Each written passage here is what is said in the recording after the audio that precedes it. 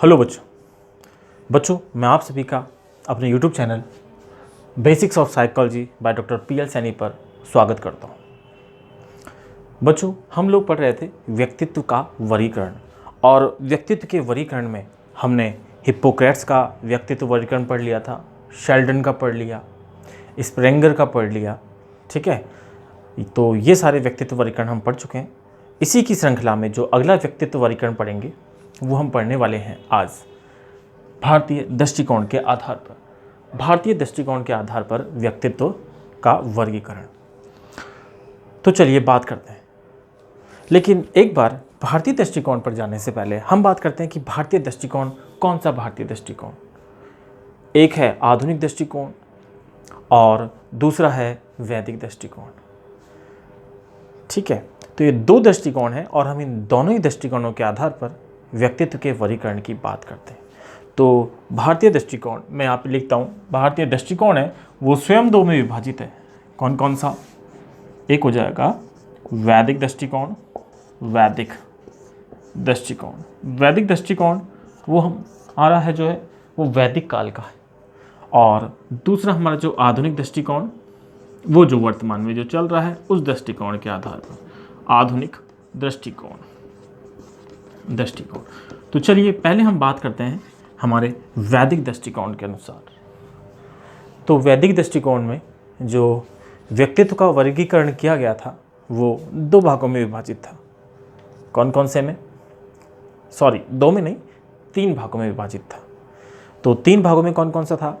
एक था सतोगुणी, दूसरा रजोगुणी और तीसरा तमोगुणी। देखिएगा इधर, तीन भागों में सतोगुणी, दूसरा रजोगुणी, और जो तीसरा पार्ट था वो था तमोगुणी।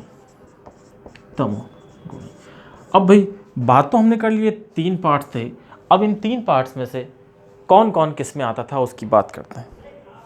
तो भाई सतोगुणी की बात करें तो जो सतोगुणी प्रवृत्ति वाले लोग होते हैं उनमें गुण ही गुण होते हैं। वो गुणों का हम कहें वो गुणों का भंडार होते हैं, कोई अवगुण उनमें नहीं पाया जाता, और ऐसे व्यक्ति देवता तुल्य होते हैं, या हम कहें देवता ही होते हैं। ठीक है, तो सतोगुणी में कौन से होंगे? वो व्यक्ति जिनमें गुण ही गुण हो, है ना, गुण ही गुण। मैं इधर लिख देता हूँ, गुण ही गुण होते हैं, और इन व्यक्तियों को हम क्या कहते हैं? इनको हम देवता कहते हैं। ये देवता या देवता तुल्य ही हो जाते हैं। ठीक है, दूसरी हम बात करते हैं तमोगुणी की। तो तमोगुणी में वो व्यक्ति आते हैं जिनमें अवगुण ही अवगुण होते हैं, और जिनमें अवगुण होते हैं उन्हें हम कहते हैं राक्षस। ठीक है, तो तमोगुणी की बात करें तो इनमें होते हैं अवगुण ही अवगुण, अवगुण ही अवगुण। ठीक है, और इनको हम एक तरह से क्या कह सकते हैं? राक्षस प्रवृत्ति के लोग होते हैं, या राक्षस ही कहते हैं। बात करें रजोगुणी की, तो भाई रजोगुणी में कुछ गुण भी होते हैं और कुछ अवगुण भी होते हैं। ठीक है, मानव की जहाँ तक बात की जाए तो मानव में ज़्यादातर गुण और अवगुण दोनों होते हैं, यानी ज़्यादातर लोग गुणों और अवगुणों युक्त होते हैं, इसलिए मानव को रजोगुणी में रखा गया है। तो रजोगुणी हम कहेंगे गुण व अवगुण। गुण भी होते हैं तो वह, और अवगुण भी होते हैं, दोनों ही होते हैं। और इसमें कौन आते हैं भाई? अधिकांश मानव आते हैं। इसमें से हो सकता है कि कुछ लोग सतोगुणी प्रवृत्ति के हों जिनमें गुण ही गुण हों, और कुछ लोग तमोगुणी प्रवृत्ति के हों जिनमें अवगुण ही अवगुण हों। ठीक है, लेकिन अधिकांश लोग कैसे होते हैं? जिनमें गुण और अवगुण दोनों ही पाए जाते हैं। चलिए एक बात और कर लेते हैं। ये जो सतोगुणी व्यक्ति होते हैं, ये ईश्वर और धर्म में अधिक विश्वास रखते हैं। ठीक है, ईश्वर व धर्म में विश्वास तो सभी रखते हैं, लेकिन इनका विश्वास कुछ ज़्यादा होता है, और ईश्वर और धर्म की चर्चाएं ये लोग ज़्यादातर करते हैं। रजोगुणी की बात करें तो ये व्यक्ति जो होते हैं ये कर्म में अधिक विश्वास करते हैं। कर्म में विश्वास, ये कर्म में विश्वास करते हैं। ठीक है। और जो तमोगुणी प्रवृत्ति के लोग होते हैं, इनका एकमात्र उद्देश्य होता है सुख प्राप्ति। इन्हें सिर्फ अपना सुख दिखाई देता है, दूसरे को कितना दुख है या दूसरे को इससे क्या नुकसान होगा उसकी ये चिंता नहीं करते। तो इन्हें हम कहेंगे तमोगुणी, ठीक है। तो ये सुख प्राप्ति में विश्वास, ये सुख प्राप्ति में विश्वास करते हैं, ठीक है। तो भाई समाज में ऐसे ही लोग होते हैं, कुछ ईश्वर धर्म में लगे हुए रहते हैं। ज़्यादातर तो ईश्वर और धर्म में व्यक्ति कब जाता है, जब वो अपनी उम्र के लास्ट पड़ाव पर होता है और बचपन में सिर्फ उसका जो इंटेंस होता है वो सुख प्राप्ति का होता है, ठीक है। युवा अवस्था कह दें तो युवा अवस्था में व्यक्ति कर्म में अधिक विश्वास करता है। तो वैसे देखा जाए तो आदमी में या व्यक्ति में उसके जीवन काल की बात करें तो ये तीनों ही गुण पाए जाते हैं, सत्वगुणी, रजोगुणी, तमोगुणी। लेकिन अगर कुछ व्यक्तियों में गुण ही गुण हो तो हम उन्हें सत्वगुणी कह देंगे, गुण और अवगुण दोनों हो तो रजोगुणी, और तमोगुणी जिनमें अवगुण ही अवगुण हो।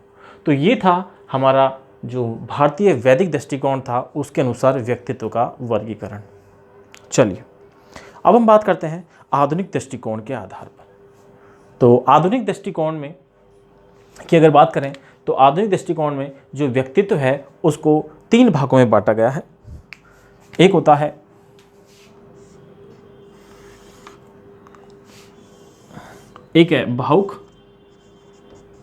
भावुक, दूसरा है कर्मशील, और तीसरा होता है भाई विचारशील, ठीक है। ये 3 वर्गीकरण है। जो भावुक जो व्यक्ति होते हैं, इन्हें ज़्यादातर ये जो लोग हैं ये बहुत भावुक होते हैं, छोटी छोटी बातों पर नाराज़ होना, ठीक है। और कहीं भी अगर मान लो किसी इमोशनल वातावरण में जाते हैं तो ये खुद इमोशनल हो जाते हैं, स्वयं भी इमोशनल हो जाते हैं। तो ऐसे व्यक्तियों को भावुक कहा जाता है। दूसरे जो व्यक्ति हैं इन्हें हम कर्मशील कहते हैं।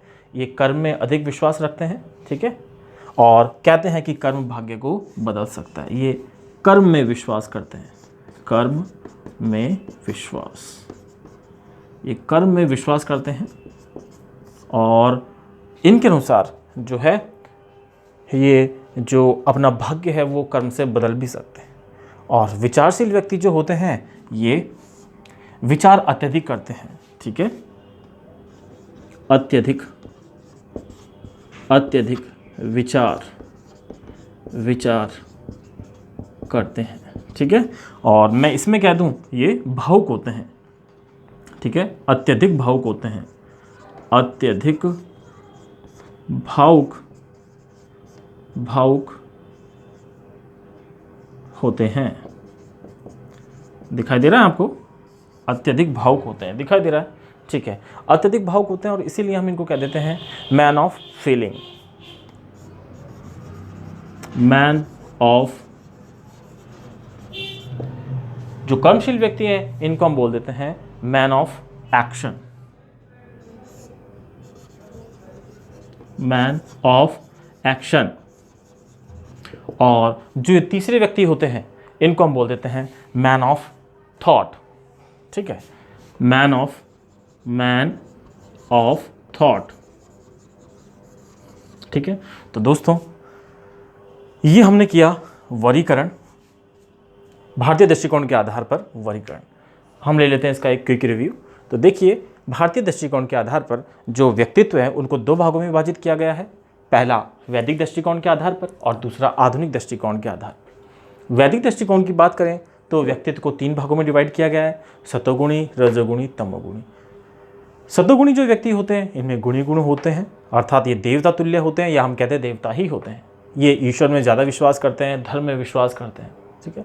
रजोगुणी की बात करें तो रजोगुणी में गुण और अवगुण दोनों पाए जाते हैं, ठीक है। और इसका सबसे अच्छा उदाहरण है मानव, ये कर्म में विश्वास रखते हैं।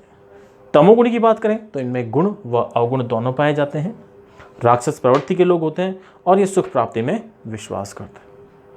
आधुनिक दृष्टिकोण की बात करें तो आधुनिक दृष्टिकोण के आधार पर तीन भागों में बांटा गया है। तो यहाँ भी मैं 3 लिख देता हूँ और यहाँ भी 3 लिख देता हूँ। तो 3 भागों में बांटा गया है। कौन कौन से? भावुक, कर्मशील और विचारशील। भावुक की बात करें तो ये अत्यधिक भावुक होते हैं और इसीलिए इन्हें मैन ऑफ फीलिंग कहा जाता है। कर्मशील व्यक्ति कर्म में विश्वास करते हैं, इन्हें मैन ऑफ एक्शन कहते हैं। और विचारशील व्यक्ति अत्यधिक विचारयुक्त होते हैं और इन्हें मैन ऑफ थॉट्स कहते हैं। चलिए अब हम बात करें कि इनमें से कौन सा गुण अच्छा होता है और कौन सा नहीं। तो बच्चों यहाँ अगर हम बात करें तो यहाँ पे अगर हम वास्तविकता में कहें तो ना तो सतोगुणी आदमी जो होना चाहिए वो सतोगुणी भी ना हो, तमोगुणी भी ना हो, रजोगुणी है वो ज़्यादा अच्छा होता है। ठीक है, गुण अवगुण तो खैर सब में पाए जाते हैं, हम सतोगुणी नहीं हो सकते कम से कम आधुनिक टाइम में। तो हम कोशिश कर सकते हैं कि हम मानव बने हैं, गुणों को जितना हो सके उतना कम करें, अवगुणों को जितना हो सके उतना कम करें और गुणों को बढ़ाएं।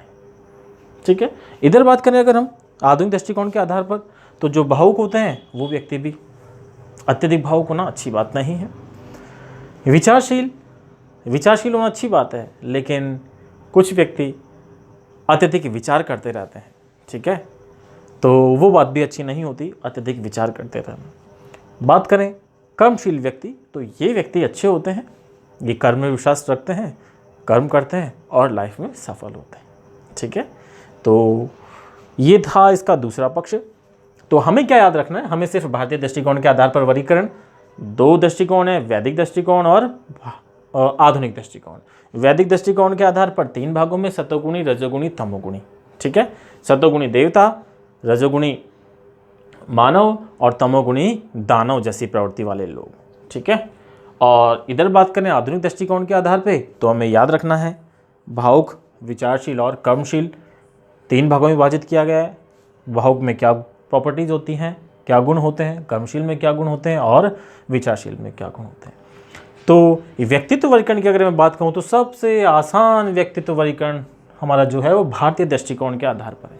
हमें दोस्तों इसमें बहुत कुछ ज़्यादा नहीं करना, बस हमें ध्यान रखना है कि किन 2 प्रकार के या किन 2 आधारों पर वर्गीकृत किया गया है और कौन कौन सा वर्गीकरण किया गया है। ठीक है, तो ये था आपका भारतीय दृष्टिकोण के आधार पर व्यक्तित्व का वर्गीकरण। यदि आपको ये वीडियो अच्छा लगा हो तो इसे लाइक करें, फ्रेंड्स के साथ शेयर करें और चैनल को सब्सक्राइब करें। Thank you.